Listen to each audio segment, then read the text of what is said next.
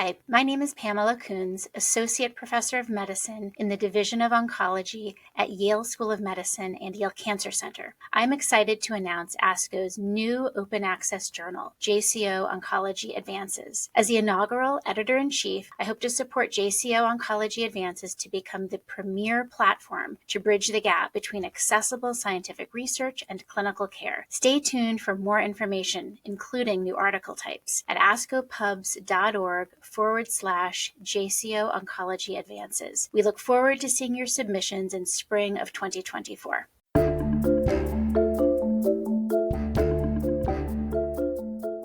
The purpose of this podcast is to educate and inform. This is not a substitute for medical care and is not intended for use in the diagnosis or treatment of individual conditions. Guests on this podcast express their own opinions, experience, and conclusions. The mention of any product, service, organization, activity, or therapy should not be construed as an ASCO endorsement. Hello, and welcome to ASCO's podcast episode focused on cancer therapy modifications during the COVID-19 pandemic. My name is Dr. Helen Chew, and I'm a medical oncologist and fellowship program director at the UC Davis Comprehensive Cancer Center. I am pleased to introduce our four guest speakers today. Dr. Toni Choueiri is a medical oncologist specializing in genitourinary cancers from Dana-Farber Cancer Institute. Dr. Choueiri is also director of the Lank Center for Genitourinary Oncology and the Kidney Cancer Center, and a professor of medicine at Harvard Medical School. We are also joined by Dr. Mary Elizabeth Percival from Seattle Cancer Care Alliance. Dr. Percival is a hematologist oncologist specializing in AML and myelodysplastic syndrome. She's also serving as an assistant professor of medicine at the University of Washington and Fred Hutchinson Cancer Research Center. Our next guest speaker today is Dr. Oliver Eng, a surgical oncologist and assistant professor of surgery at the University of Chicago. Dr. Eng focuses on treatment of cancers of the abdomen. And finally, we are also joined by Dr. Jennifer Sheng, a medical oncologist and assistant professor of medicine at Johns Hopkins University. Dr. Sheng primarily treats patients with breast cancer. Many oncologists around the world have been struggling with providing quality care during the pandemic. We are excited to launch a discussion of experiences at different institutions, guidance, and lessons learned that our listeners may apply in their own practice. Starting with you, Dr. Choueiri, can you tell us about the international survey of oncologists you and your colleagues conducted in 2020 about the impact of the pandemic on decision-making?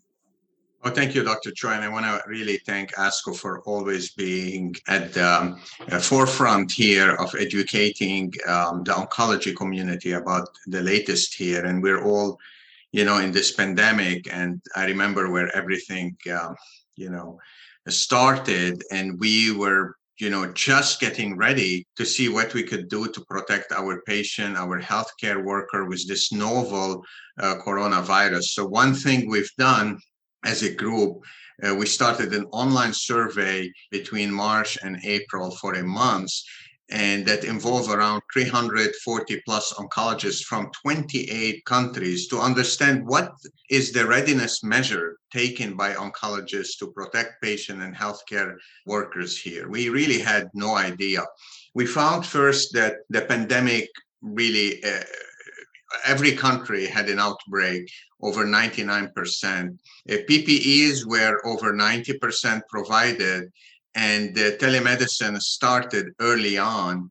Around 80% of folks did telemedicine. We also saw that, we did not have any routine testing for oncology patient. Only 3% performed systematic testing in all patients. Then when we asked the oncologists, knowing we had no data, what do they think about systemic therapy?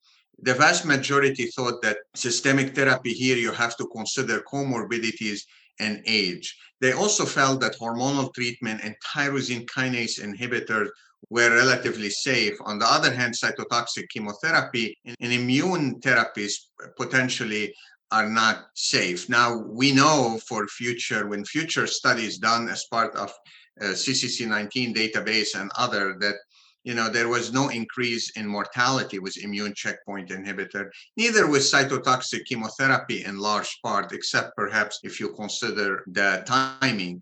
And finally, one of the things the survey showed that oncologists were still focused on neoadjuvant, adjuvant, first-line metastatic disease, but they were kind of more hesitant to recommend later line therapy in metastatic disease. So no doubt, decision-making by oncologists has been influenced by the ongoing COVID pandemic at that time. That was, a year ago at the start.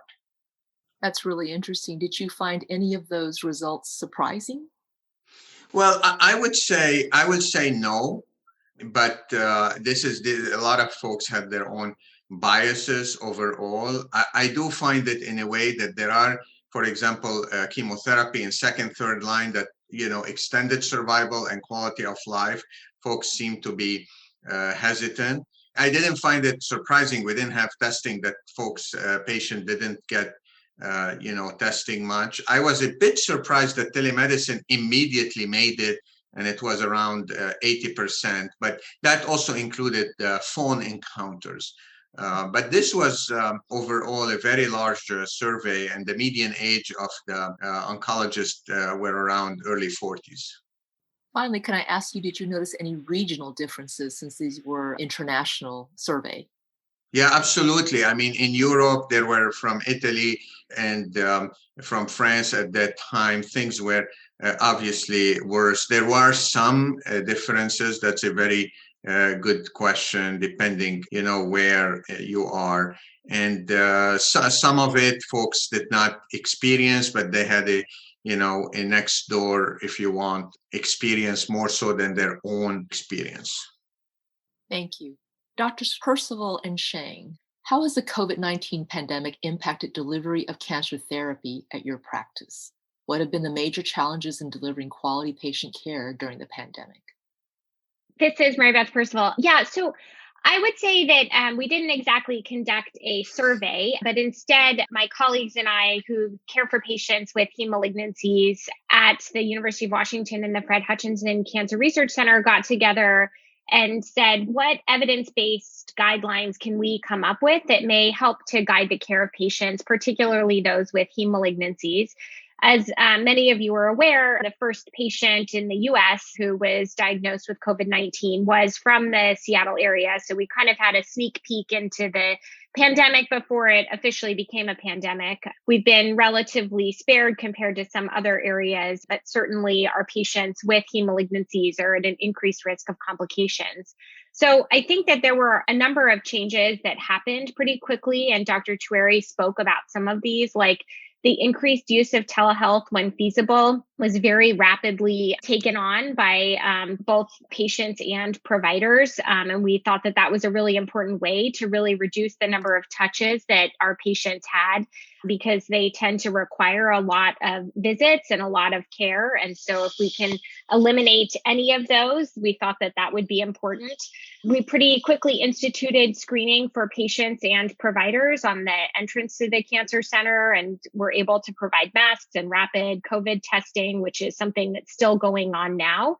And also really increased over time the asymptomatic COVID testing prior to procedures and surgeries and scheduled hospitalizations, prior to chemotherapy when possible, doing things like double testing when patients are admitted for a neutropenic fever in the setting of a heme malignancy, because the sensitivity with the second test may improve. For patients that are on, for example, the transplant service, they get weekly testing even when asymptomatic, with the thought that they're at such high risk of complications given their immunosuppression, that really knowing about that and monitoring that, and also for the safety of patients and providers around them, that it's important to do that. I think another shift that really happened in our cancer center was trying to focus on outpatient regimens when that was possible. We weren't really sure, what the hospital capacity constraints would be like when the coronavirus pandemic initially hit. And so making sure that that was going to be possible. And for a while, we had really stringent transfusion thresholds for our patients who are transfusion dependent. So we lowered some of the hemoglobin and hematocrit goals to really be able to make sure that there was going to be enough supply given the decreased donor availability. And then I think the final thing that was something that I think really pretty quickly impacted the delivery of cancer care at our site was to have, and I think this is important for oncologists all the time, and so sometimes we need a reminder, but having early discussion about goals of care. And I think that it was pretty evident from some of the initial data that came out for patients from China and elsewhere where the pandemic first hit, that patients with a history of malignancy or active malignancy, and this has been confirmed by subsequent retrospective studies, had really significantly worse outcomes when they were impacted by the virus. And so I think that that was really important for us to think about in talking to our patients about what they would want, especially when resources might be limited. So similar to Dr. Percival, our group at Johns Hopkins decided to gather the entire group of breast medical oncologists, as well as a few select surgical oncologists, radiation oncologists, and patient advocates to help us create guidelines for the management of breast cancer during the COVID-19 pandemic. And our hope from doing this was to create a stage and subtype specific approach to help guide others in their decision-making process. Ultimately, similar to Dr. Percival, I think it's important to remember that cancer care is very individualized. And so, of course, we did factor in things such as age as well as comorbidities. And we did try to make visits less frequent when possible. And we ultimately relied pretty heavily on electronic means of communication, phone calls, video visits, and messaging through the electronic medical record. There are other changes that we made during this time. So, for instance, we tried to minimize the use of steroids in order to reduce immunosuppression whenever possible. And as a result of doing that, we more heavily relied on medications such as olanzapine or other antiemetic regimens. Additionally, we used prophylactic growth factors more frequently to reduce the risk of neutropenic fever. We also tried to be mindful of patients and having to go to the pharmacy to pick up a lot of the medicines, and we would prescribe 90-day supplies instead of 30-day supplies. And we would try to anticipate this well in advance so that patients could opt for mail order or pharmacy delivery services during this time. For breast cancer specific patients that were on ovarian function suppression, we were actually able to work with the insurance companies to allow monthly self-injection at home so they wouldn't have to come to the clinic every 4 weeks. And additionally, we really thought about looking at people who are clinically stable and seeing if we could push out some of their imaging. So for instance, echocardiograms, which may be done every, let's say, 3 months. Sometimes we'd stretch out to 4 months if they were clinically stable and didn't have any cardiac issues. Other imaging, such as a bone density scan, sometimes we would defer that depending on the situation. And similarly, some of those anti-resorptive or bone agents that we use in the adjuvant and metastatic setting, sometimes we would try to see if we could defer that timing. And ultimately, I think that we tried to just be really vigilant about how patients were feeling. And we would implement screening calls the day before their visit, inquire about any potential COVID-19 symptoms. And then we would actually screen them for COVID-19 symptoms again on the day of their visit. So overall, I think we tried to implement as broadly as possible very safe measures for all of our patients and our staff. Thank you. In follow-up to that, either Dr. Percival or Sheng, did you encounter any resistance to some of these changes that you made? I can comment first. I actually think that there was not a lot of resistance. I think perhaps initially that was because of fear. A lot of patients were really nervous about congregating in any kind of public space, even if they realized that we're always weighing the risks and benefits, and that we felt that if we were asking them to come in, that the benefit of being seen in person was actually going to be there. But I think it also speaks to the fact that now later, when sometimes patients don't want to come in, when we do think it's actually a lot safer and there hasn't been a lot of transmission in outpatient hospital or clinic settings, I think that now patients are getting very used to telehealth. And in a lot of ways, I think that's great. But it's going to be interesting to see what the ramifications are from insurance reimbursement when some of the emergency policies that have been put in place by first the Trump administration and now the Biden administration expire. So I don't know. It's going to be a hard rollback if we are not able to offer telehealth to the same degree to our patients, especially when I'm, for example, at an academic medical center with a really large catchment area. 2 weeks ago, I was on the phone or telehealth with somebody who is in Fairbanks, Alaska, like 1,500 miles away, so.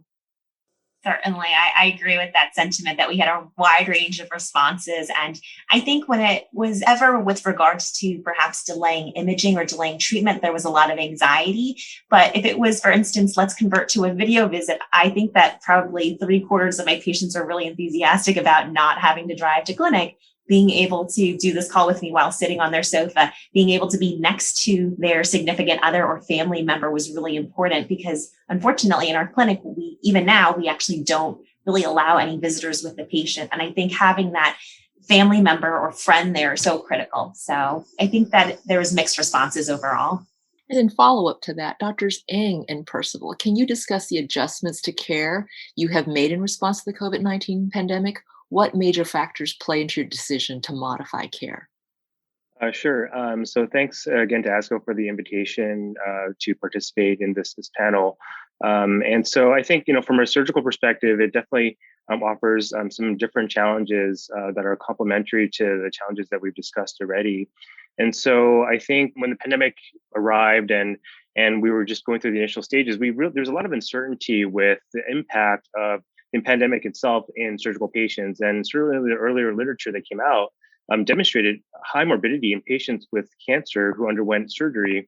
And so it sort of generated a lot of sort of downstream, thoughts about, how do we approach, surgical cancer care during this pandemic, and how do we, navigate this? And I would say initially when COVID first arrived, we essentially stopped surgeries, elective surgeries, for some time. And I think that was what was done at many centers as well, because we just did not know the consequence of these things. And so a lot of what I wrote about initially when this was happening was that, typically surgeries are thought of as being dichotomized between, elective and emergent urgent procedures. But, as you know, cancer care falls somewhere in between in most instances. And so I think it's a little bit simplistic to think about it in this dichotomous way. And so, one of the aspects that we talked about was cancer timing and sort of prioritizing surgical cancer cases during this time of not only just postponement, but backlog of cases once cases were resumed. And so I think this is kind of a joke, but and a lot of us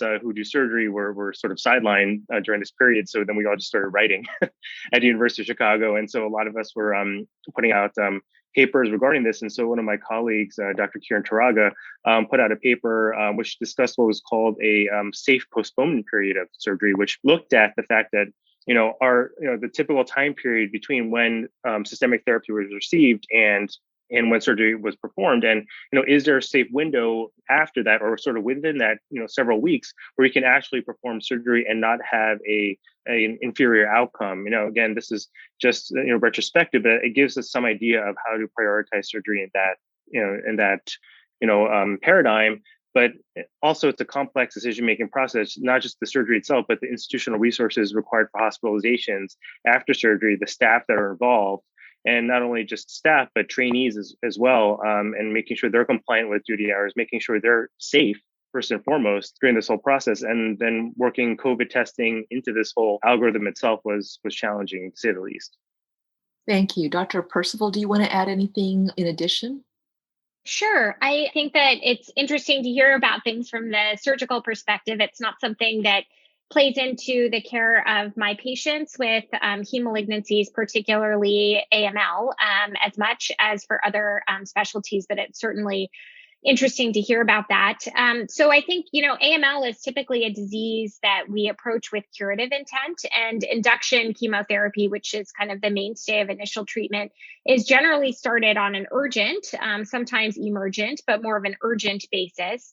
And so I think we and colleagues were really trying to figure out what would be supported by the literature when we put together recommendations that were published in the Journal of Oncology Practice. So we have done some trials at our institution, one for what we call early hospital discharge. So instead of keeping patients in the hospital for an entire month, we usually discharge them after receipt of induction chemotherapy to get close outpatient follow-up. And so we suggested that might be something if other centers were equipped to be able to provide the necessary supportive care as an outpatient to consider to decrease hospital utilization, especially in the setting of hospitals being overwhelmed by COVID patients.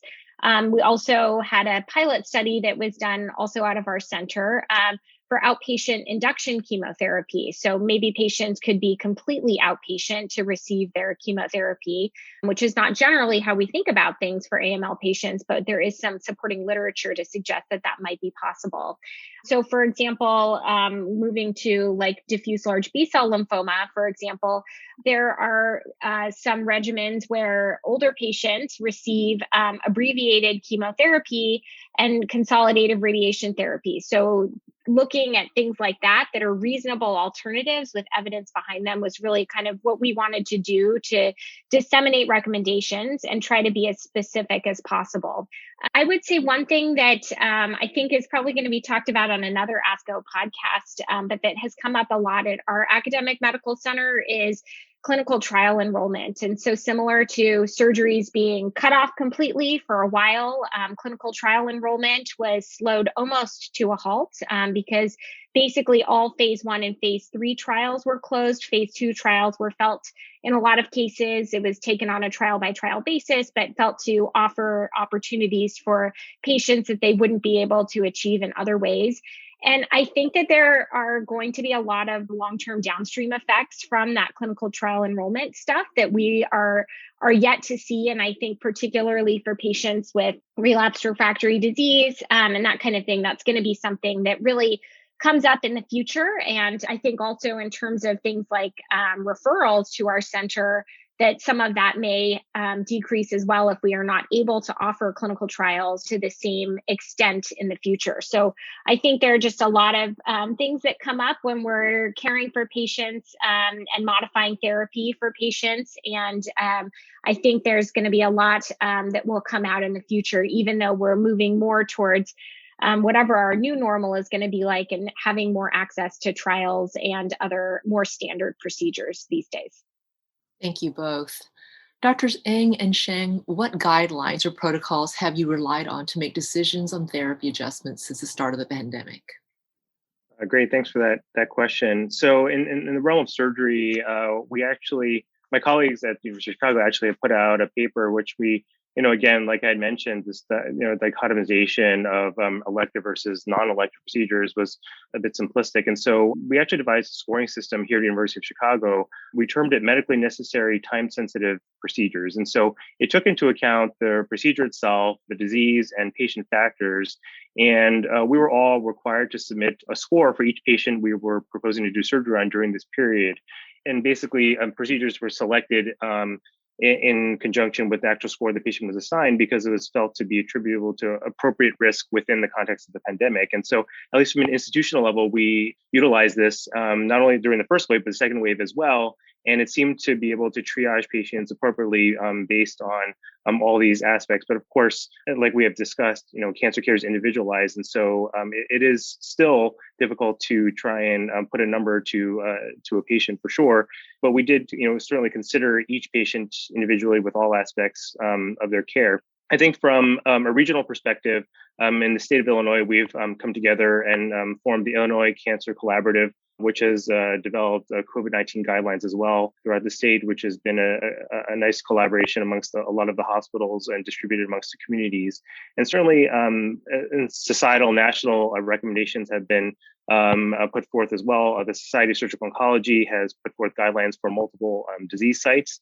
And so that's been a consensus recommendation from leaders of our society. I think just to give a little perspective, my specialty is primarily in peritoneal malignancies and metastatic malignancies. And so, certainly patients who are undergoing cytoreductive surgery for low-grade disease, for example, was postponed for some time, and patients with higher grade disease were kept on systemic therapy for longer. And then certainly when they're within that window for operation, the sort of recommendations for delaying operation dependent on the aggressiveness of the disease were adjusted accordingly. And so that's just one aspect of all the recommendations that were put forth. Dr. Sheng? Yeah, so I think we heavily relied on seeing what our peers nationally and internationally did during these times. The COVID-19 Pandemic Breast Cancer Consortium did release guidelines and recommendations. So we certainly relied on those because they provided a tiered approach to prioritizing surgery, radiation, and systemic therapy interventions by urgency.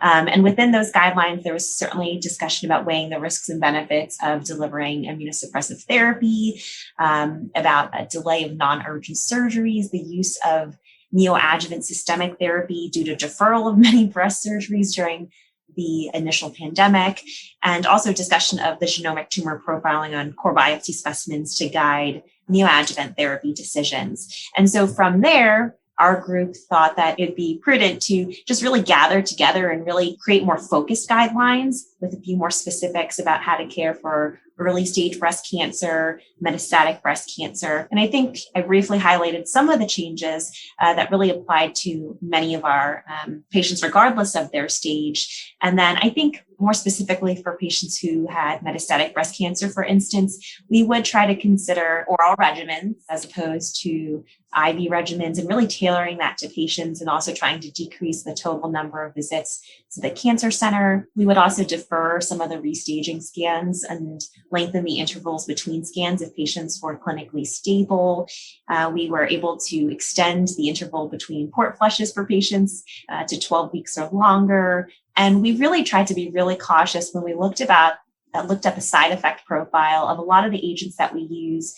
So for instance, really trying to balance the risk of pneumonitis for the use of immunotherapy, the risk of interstitial lung disease with certain types of newer HER2 therapy that have been approved, and really thinking about some of the oral agents that we provide for metastatic hormone receptor positive breast cancer that require some more frequent blood work and labs, and seeing if we could delay that if we were able to implement initial endocrine therapy. So overall, I think that everyone was trying to think of ways to keep our patients as safe as possible. And there were quite a few institutions and organizations that gathered like-minded individuals to be able to come up with these guidances.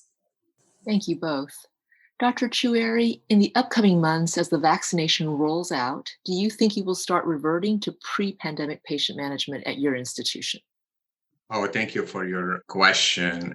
Actually, I mean, the short answer is I don't know. I think it's hard to see who is in control. I know who's in control. The virus is in control.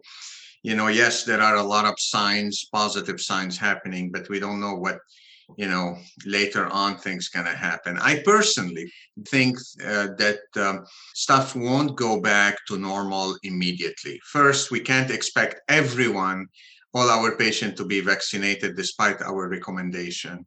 Second, I would think that some folks are comfortable doing what they learn and may still want to have a mixed telemedicine. I'm talking not just physician, but patient. They want a mix of telemedicine, face-to-face. And we have to see what's the implication, of that is. There are some implications, of course, for out-of-state consult. If patients have licenses there are implications on billing, perhaps, although some preliminary data shows that this is going well. What I want to say is some silver lining, hopefully, that our clinical operation and our clinical trials operation could be a bit more efficient after we learned, how to be overall more efficient. We recently wrote with Dr. Nabhan at JAMA Oncology a piece about that. I think they will be a transition. The good thing is that there are processes, safety processes, best practices now that we know very well that we didn't know at the beginning of the pandemic. And that actually is reflected by a study we did in the Mass General Brigham healthcare system, where we looked at the screening for cancer and compared the 3 months between March and June index case, the 3 months where we had the first pandemic, if you want, the first peak, compared it to 3 months prior, 3 months after, and 3 months in 2019. We saw, because of cancellation of a lot of elective procedure, we saw 80% decrease in screening, but that picked up. Didn't pick up completely, but it did pick up because we have safety measures in place. So I think it will be a gradual increase, and we just have to learn as we go. Thank you. Yes, it's certainly been a learning process, and I think some of the changes we've made are probably here to stay.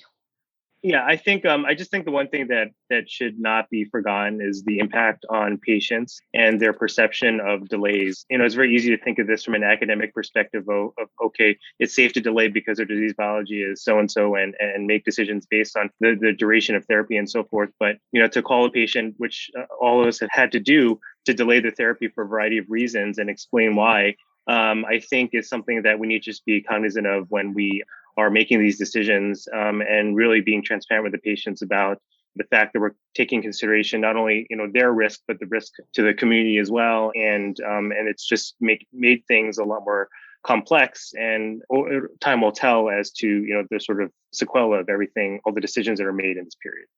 I like that, Oliver. I think that's very sensible, honestly. I think there's wording. Sometimes it's not from us, it's the patient who want to delay. But I think the word delay does have some negative connotation. And actually, funny enough, when we did our paper in JAMA Oncology about screening, which went down, then up, and compared this, a reporter asked me directly, he said, like, look, these patients were delayed. Did you miss the diagnosis? And you can't, it's just a bit. So the word we used here is kind of postponed. I think despite it is a bit the same, but I think it looks, because delay is negative. Delay implicates that we're missing something, while it's mostly postponing some things that normally maybe you would, this is not BEP for testicular cancer, that you would anyhow want to, delay, but it's a postpone. So this was a very sensible, and I agree with you. Thank you. So that is all we have time for today. Thank you all for your time to share your valuable perspectives. For listeners that want more, look out for upcoming episodes in ASCO's e-learning series on COVID-19's continuing evolving impact on cancer care.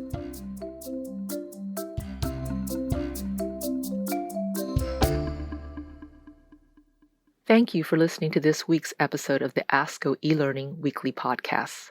To make us part of your weekly routine, click subscribe. Let us know what you think by leaving a review. For more information, visit the Comprehensive E-Learning Center at elearning.asco.org.